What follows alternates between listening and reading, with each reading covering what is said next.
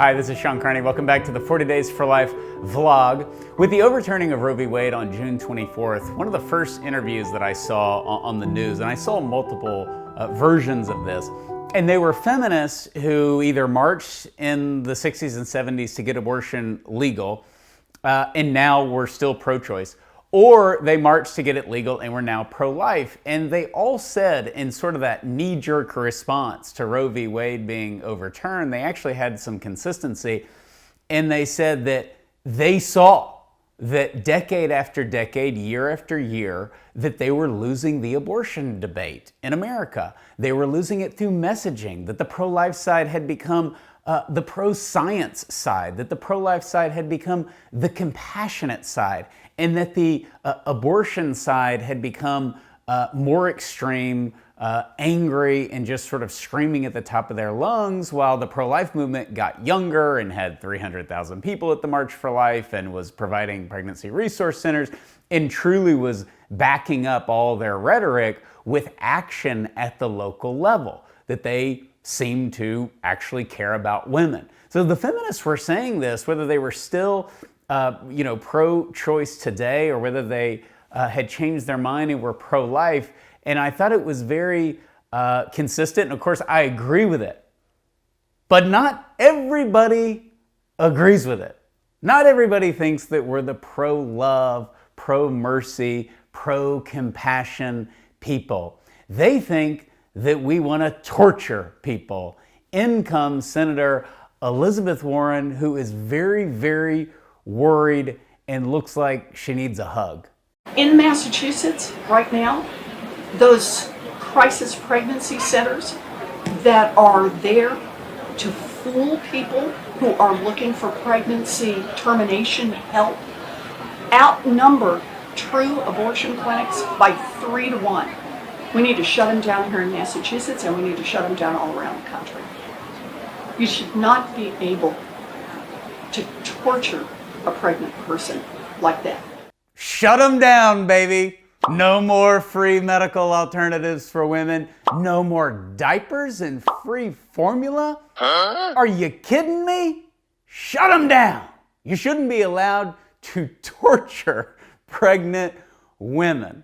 Now, I've spoken for literally hundreds of pregnancy resource centers across the country, and many times I visit the Pregnancy Resource Center, and it's extremely encouraging. I remember going into the rooms where they would torture the women. They usually had somebody like Jason from Friday the 13th working there, or Michael Myers was there, usually on the day shift. And, you know, he had his butcher knife, and they would torture the women by giving them cribs and diapers and free food and free education and free medical help. That was the torture. And when you see this response, I mean, but look at her face. She is terrified. It doesn't match what's happening. I mean, Senator Warren looks, there are other scenarios where her terrified response is appropriate.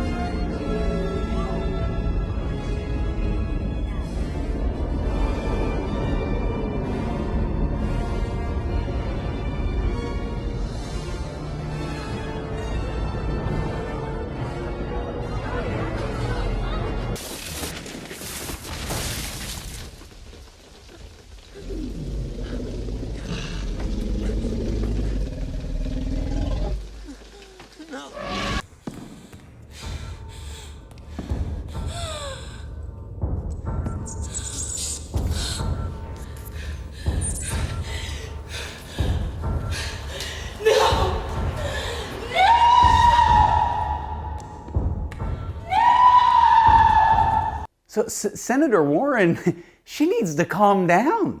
You know, pregnancy resource centers, people praying at a 40 Days for Life vigil, we're not aliens invading Earth.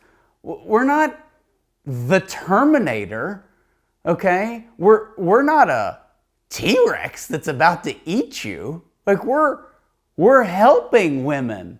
Most of the time, politicians like it when there's free medical alternatives in their state. And I've been to Massachusetts many times. I spoke at the Men's Catholic conference there a couple of years ago. I have spoken at a number of Pregnancy Resource Center banquets. I visited many of the pregnancy resources there. I've been to almost all of the 40 Days for Life campaigns throughout the great state of Massachusetts. And I think that we should educate Senator Warren on what she does in fact have in her state, because she doesn't really realize it. She is out of touch, I think, with her own constituents on this.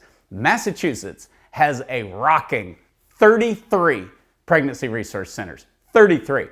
And she says 3-1 in Massachusetts. I bet you it's higher than that, but she doesn't know what she's talking about on a lot of stuff, and this applies. But they have 33 pregnancy resource centers. They have 4 shelters for women who need a place to stay.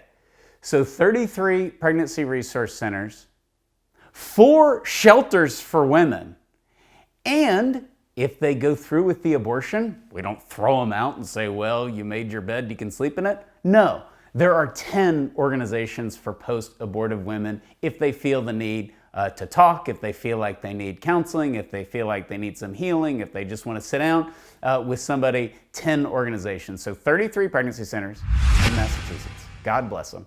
4 shelters for women and 10 post-abortive options. That is what she wants to shut down. That is what we as the pro-life movement are torturing the women in Massachusetts doing.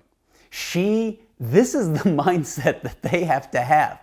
We're the Terminator? We're the T-Rex now?